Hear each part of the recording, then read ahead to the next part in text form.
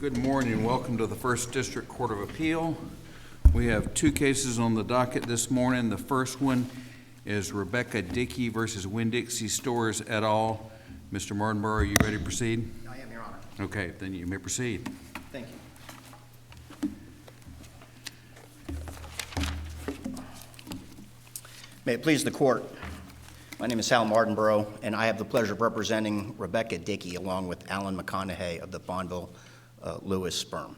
Are you going to reserve any time? I am, Your Honor. I'm going to reserve 4 minutes. 4 minutes, okay, great. And I'd already informed the clerk. Thank you. Okay, well, you're responsible for keeping track of that. But I will. I will remind you if I think about it, but I can't promise it. I've got these fancy lights right here. Okay. I'll keep up, Your Honor. Thank you very much. Okay. Again, may it please the Court. We're here today about a summary judgment that had been entered against Ms. Dickey arising out of a fall that she had at a Winn-Dixie store here in Tallahassee. We believe that that summary judgment is an error and that this Court should reverse it. Ms. Dickey went to this Winn-Dixie several years ago, got out of her car, walked toward the store. As she walked toward the store, she approached, obviously, what we see in all parking lots. She saw striping that marked crosswalks. She saw colors. She saw yellow coloring that was on some curbs. She saw yellow coloring that was on ramps that were leading up into the Winn-Dixie. And she saw this pretty much all over as she approached the store. The evidence here shows that she walked into the store up the ramp. So this is an important factor. She walked up a ramp that was colored yellow. There was no curb. There was no change in height. It was a smooth rising ramp when she went up it. She went up was going up into the store, and unfortunately she was unable to get some of the carts separated, or she wasn't able to find a cart, and she went to go back out into the parking lot. When she went back toward the parking lot, she walked out a different way. She walked out, instead of going right down the ramp, she went off to the side, and this is all on video in the record. She went off and she stepped, essentially you can see on the video, she stepped on the curb and then fell, and she was injured. She filed a lawsuit alleging that the combination of, well, I'm not sure it was alleged this specifically in the complaint, but the theory that was developed in the case below was that... So my understanding is when Judge, was it Dempsey, granted summary judgment, she did so on the basis that the hazard was open and obvious, right? Absolutely, Your Honor. And that's the central point of this case, okay. Is does this particular condition fall into the open and obvious category of cases that have allowed summary judgment or directed verdict in some cases involving curbs? The real question here is, was this curb similar to the curbs that were in the cases that were cited by Winn-Dixie? Well, my understanding of your argument is that you've alleged there's two duties to Yes. the business invitees. One is warn of dangerous conditions, which Yes. may or may not, Right. be discharged by the fact that it's open and notorious. And the other is duty to maintain, which my understanding is your contention is that is not discharged by the fact that it's an open condition. Is that an accurate description? I want to make sure I answer that properly in light of what the cases say. The cases do say that some curbs can be open and obvious conditions that are so open and obvious as to expect that citizens will know that they're there and pay attention to them and look where they're walking, and we're not going to allow for there to be liability about those. The difference between, and there's three cases that are cited by Winn-Dixie, and they're the common cases, and they all deal with a similar situation. They all deal with curbs that are not marked and claims that they should have been marked. So in some of those cases, their argument has been, well, you should make it yellow, or you should make it white, or you should do something to set off the curb from the street. And the courts have said, well, you don't really have to do that because curbs are curbs, and people know that we have curbs, and curbs aren't always colored, and you just have to pay attention to the fact that they exist. But these curbs were colored. These were colored, Your Honor, and if they were only colored, this wouldn't be before you right now. If the only thing that was out there was yellow coloring on the curbs, then this would not be a reasonable case. If it was only a non-colored curb and a regular curb, we wouldn't be here today. The problem here is twofold. Number one, the curb isn't truly a curb. You can see from the record that normally curbs are going to be... And that's something I was having a hard time understanding. It seems like part of your argument was that a 2.5-inch curb was perhaps more dangerous than a 6-inch curb. Absolutely. So if you'd explain a little bit more. about that. Absolutely, absolutely. So when we see a curb, we think of a couple of different things. You think of how high you may fall and things like that, and that would seem kind of commonsensically to mean you would fall further. Stepping down 6 inches, you may roll your ankle, something's going to happen. The injury itself is probably not going to be worse either way. The noticeability is really what I'm talking about here, Your Honor. When you deal with a 6-inch curb, especially if it's not colored in a way that mixes it up with other areas that don't have a curb, a 6-inch curb is real easy to see, or a 4-inch curb is real easy to see. The smaller and smaller you get, one of the problems isn't that you're going to fall too far, it's that the less of a curb there is, the less noticeable it is. So when you have Ms. Dickey leaving the Winn-Dixie and she's walking toward that area, she sees yellow, but of course she just went up yellow, and there was no ramp. There was no curb. It was on a ramp. There was no change in elevation, or not an abrupt one. Now she's walking out a different area, and because this is, and the reason doesn't matter, because Winn-Dixie controls this and is responsible for it, but as this curb has gone from 4 to 6 inches all the way down to 2.5 inches, it's a lot less easy for somebody as they're approaching it to see that change in distance, and see that change in height. And that change in height is what alerts us to be careful about curbs. Yeah. Well, I've watched the video several times. Okay. And it seems to me it's fairly obvious that Ms. Dickey is not looking down. She's looking out to the parking lot. I guess to avoid traffic. So, Absolutely. So how does the noticeability doesn't seem to be a factor because she was not looking down at all? Well, so the interesting thing about these things is we all get together and we try to do a hindsight analysis of something that took 4 or 5 seconds, Sure, or yeah. that's a complete. Well, that's kind of what we do here, It unfortunately. is. Yeah. It is, no doubt. But I'm just trying to put it in perspective. Again, you've got to be paying some attention. But Winn-Dixie also has to know people are looking at the parking lot, that they're looking Sure. at the traffic, that they're looking at those kind of things. Because you're looking out, and this is a very difficult thing, it doesn't mean that people aren't tracking what's in front of them also. Okay. I mean, and again, I don't want to get over, I'm not an expert, but the reality of how people is we approach situations and we address all the dangers, all the different things that we face in instantaneous decisions. And one of those things that we're doing all the time is looking at changes in heights and things that you're paying attention to.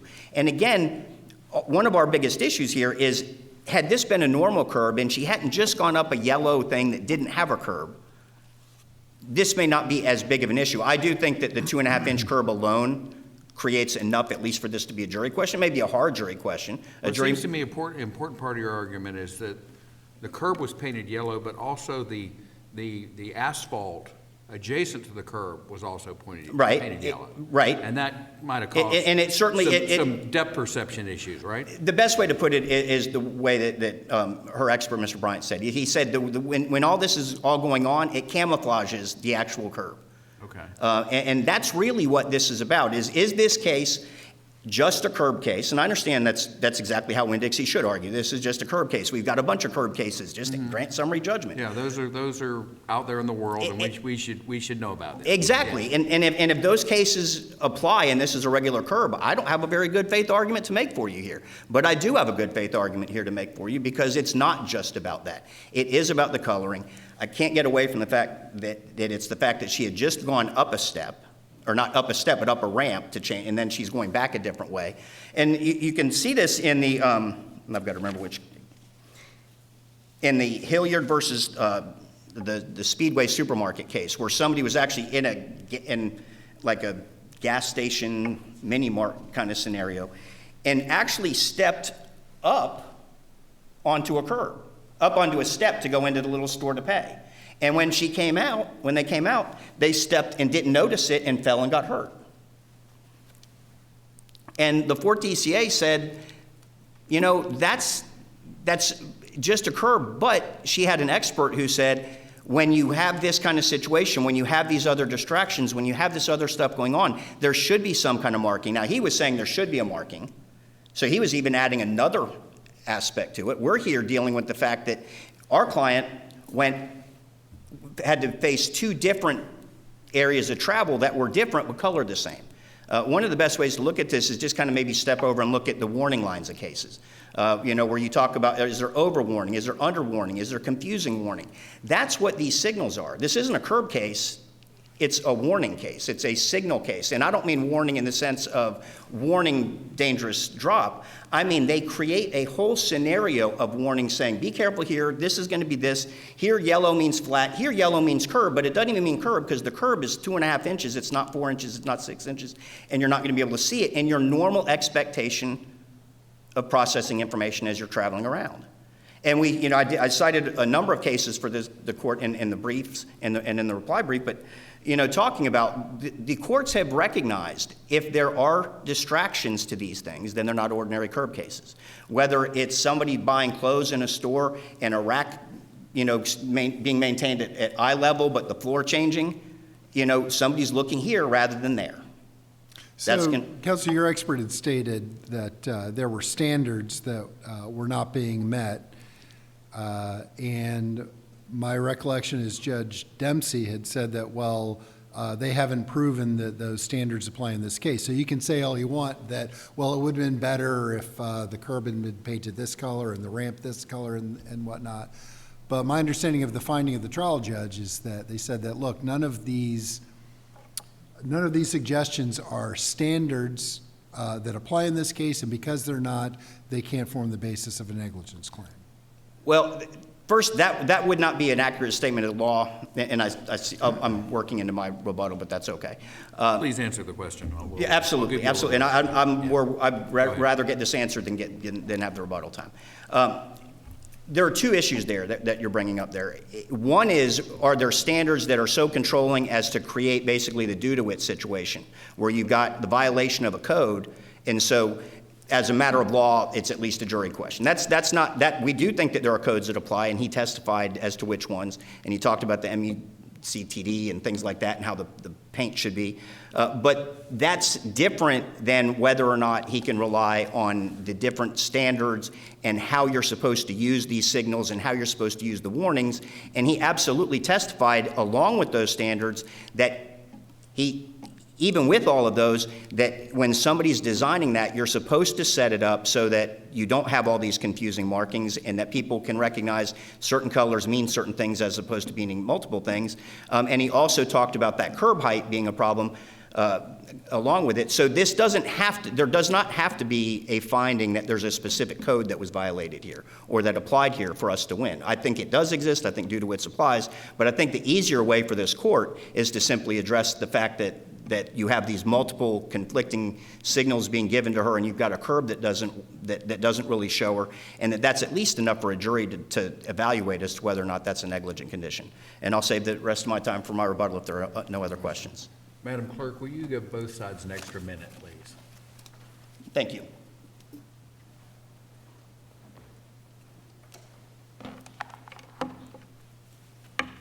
Thank you, Your Honors, and may it please the Court. Eleanor Sills on behalf of Winn-Dixie and Smith General Interest Partnerships. I'm joined today by my co-counsel, Chris Altenburn. This court should affirm the trial court's grant of summary judgment because the curb in this case was an ordinary and innocuous curb that could not be dangerous as a matter of law.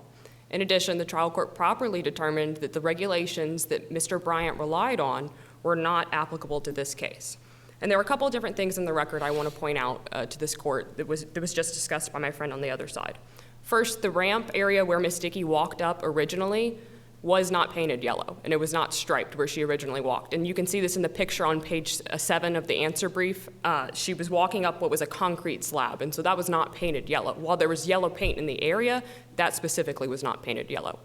In addition, on page 102 of the record, Ms. Dickey did testify that she stepped down and then she fell. That shows that she understood that there was a change in elevation in the area. And she additionally testified that yellow signifies caution, and she understood that that was supposed to show her that it was caution, or she was to use caution in that area. Moreover, so what are we to make of the fact that while the curb was yellow, the asphalt below the 2.5 inches down the step was also yellow and made it hard to identify? Your Honor, I think that goes into the cases that talk about the optical illusion or the same coloring, which courts across the state have held were not dangerous as a matter of law. And simply because something is the same color doesn't mean that it is dangerous, right? And so The curb itself, yes, was painted yellow, and there was striping in the area, but there was also contrast with the asphalt, right? The asphalt was black, and the striping was yellow, and then the curb was also painted yellow, but there was nothing that was the same color like we would see in other cases, Gorin, Aventura Mall, things like that, where the optical illusion of flatness was the issue in those cases. And so I also want to address the 5th District's recent opinion of Jackson versus Florida Department of Transportation that was filed as notice of supplemental authority on October 10th. And in that case, the 5th District considered a very similar issue. There, the plaintiff was walking over a sidewalk that had a small change in the sidewalk, and there was also expert testimony about the applicability of the Florida Building Code to that sidewalk area.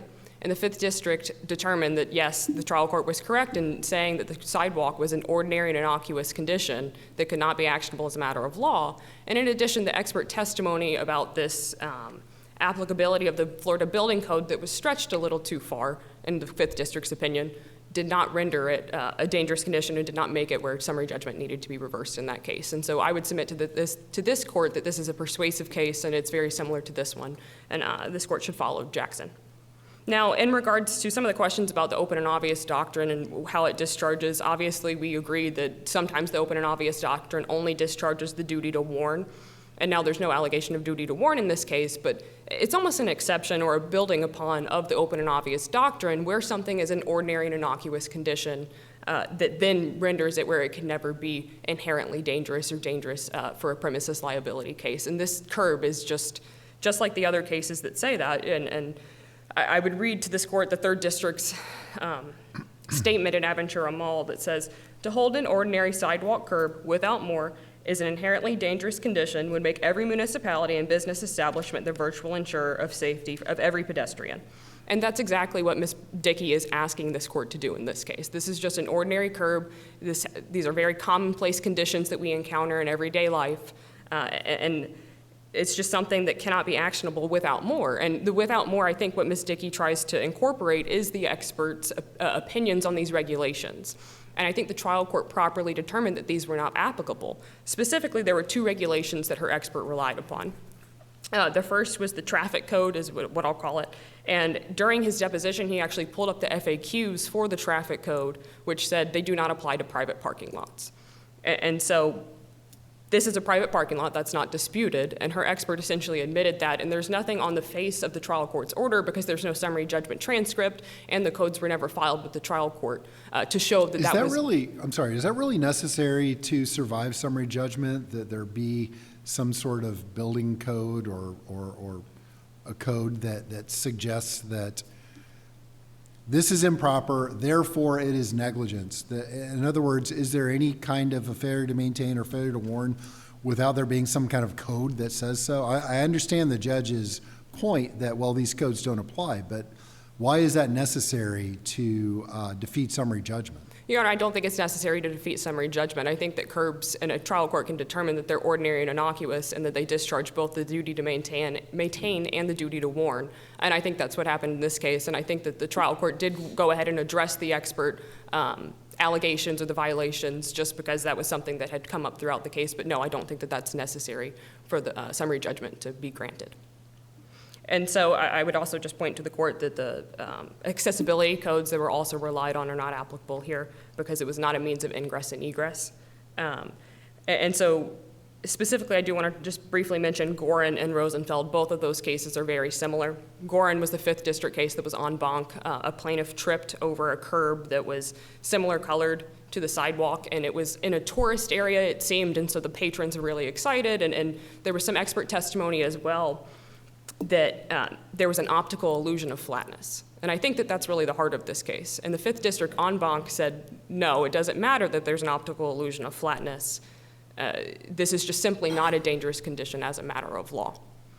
And so then the other one, Rosenfeld, that's also a 5th District case, and that happened in Magic Kingdom, and there were similar colored sidewalks in that area, and the plaintiff also fell. And again, the 5th District confirmed that ordinary changes in elevation, allegations of optical illusion simply do not, 1, overcome the old summary judgment standard, and 2, do not make it actionable as a matter of law. And so, Your Honors, in a case where there's just no similar accidents, where it's a normal curb, where it's just painted normally, and where Ms. Dickey specifically testified that she was stepping down There's nothing that she said that she was confused or that it looked odd to her. I believe that the trial court properly granted summary judgment. And if this court has no further questions. Thank you.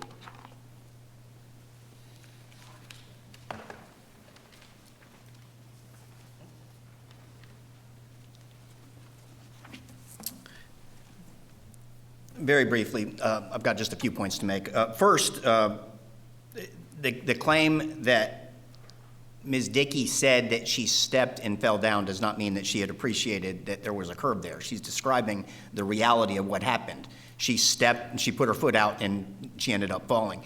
I think what's important about this is, unlike situations where you only have to rely on testimony, you have the actual video here, and you can see where she missteps on the curb, and that's what makes her fall. So that seems to suggest that she did not see that that was where the curb was going to be, and that she thought that was an area she could walk on. As Judge Roberts had noted, part of that is probably because of the design of this, where they've got this entire box that I'm not sure what it's supposed to mean out in the road, where they've got a stripe that covers the curb and goes onto the sidewalk, and goes into the asphalt, and then has diagonal lines, and then has yet another parallel line to the one that goes along the curb in the middle of the parking lot. Again, walking out, somebody seeing a line out there and a line here can think those are the same thing. There's no reason for her to have understood that that was going to be something different. The fact that there have been no similar accidents reported really shouldn't mean a lot here. For all we know, people have twisted their ankles and not made claims there over and over again. Nobody knows either way, so the fact that there's not been a claim shouldn't matter there. And finally, with respect to the Jackson versus the FDOT case, that is a newer case. I don't think that court got it right when they seemed to suggest that there had to be some kind of code violation or some kind of code that would apply for it to work. As the Speedway case, the Hilliard versus Speedway case shows, that's not the only thing. The experts can also look at the surrounding factors and determine what's the most safe. And here it's very clear in the record. Mr. Bryant testified that the combined nature of the shortened curb and the way that the colors were used here created a camouflage that curb. It created an optical illusion. This is the without more that's talked about in Aventura, and this court should reverse the summary judgment. Thank you. Thank you both for your argument.